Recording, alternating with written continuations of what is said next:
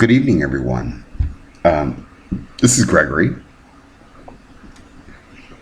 and I thought I would talk tonight about the people that I'm missing. I'm missing a lot of people.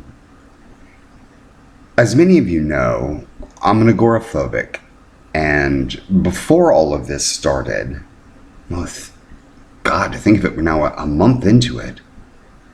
But before all of this started, I left the house probably about 30 minutes a day, every day. And a lot of agoraphobics have that kind of bridge. It's some way to keep from being completely 100% captive to that illness. You'll find at least one moment where you can leave the house and you choose the same time every day so that you know it's a safe time. Mine was the minute the grocery store opens, which is 7 o'clock in the morning.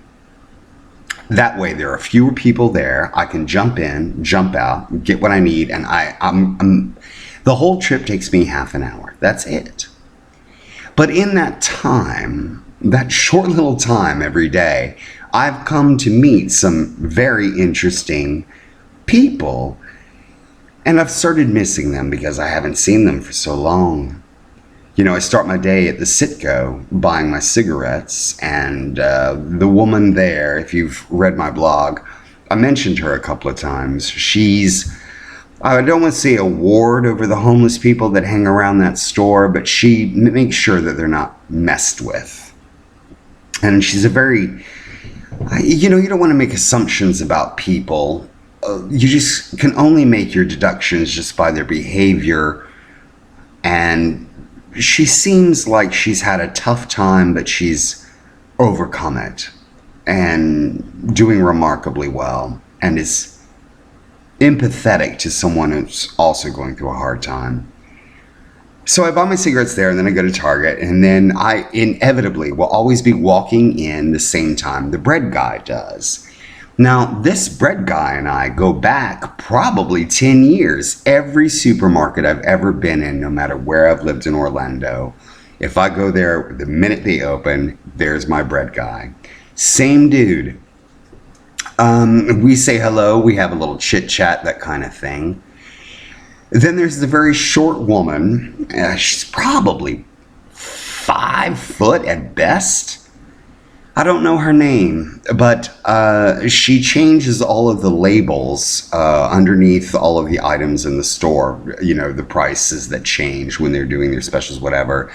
And she would always see me and just smile, say, "Good morning, how are you?" And I'd say, "I'm fine, thank you, how are you?" She said, "It's much better now that I see you again." And that's such a sweet thing to say. And it's really one of those, like, I don't know what's going on in her head, but she might be thinking like, okay, it's a normal day. Dude with the ball cap showed up. And then, of course, the cashiers. There are 3 that I like best of all. Well, actually, there's 4, but we'll mention that one kind of secretly.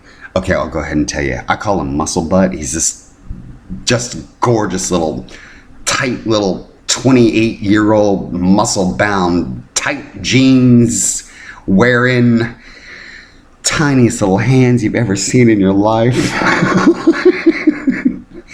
But anyway,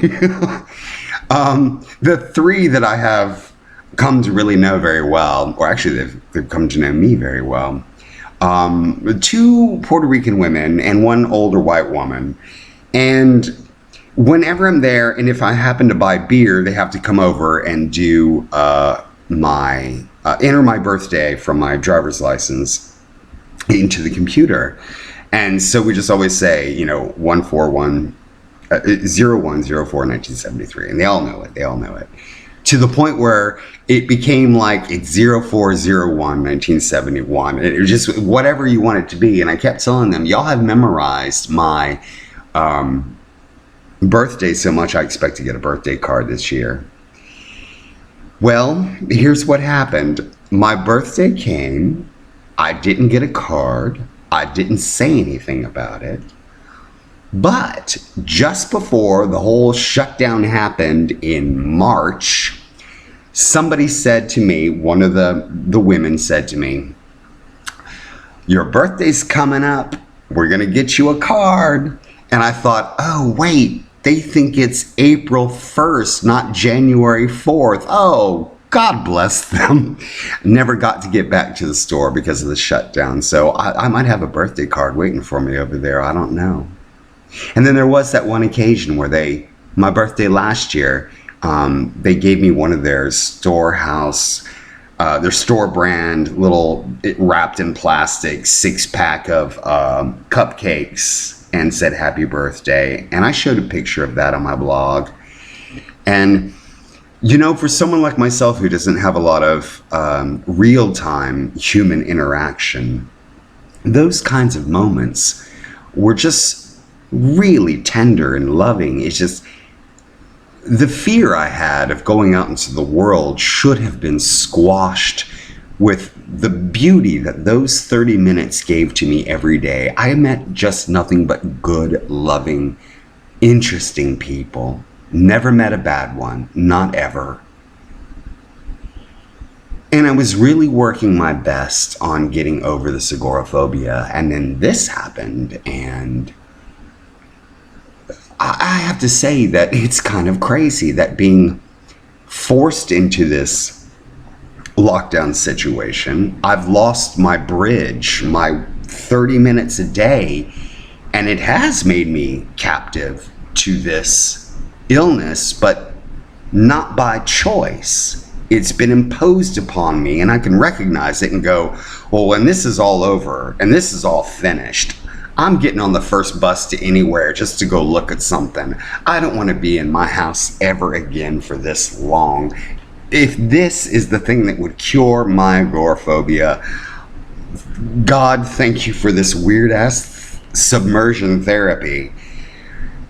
Because I really miss those people. And I don't know their names, and I don't know how to get in touch with them. There's no way that I can say to them, hey, missing ya. All I can do is just kind of put it out in the universe and say, I really do miss you. And I'm looking forward to seeing you again. That's all for now. I'll talk next time. Philip is promising he'll be in the next podcast in the next day or two, so I think we should all hold his word to it. Thank you.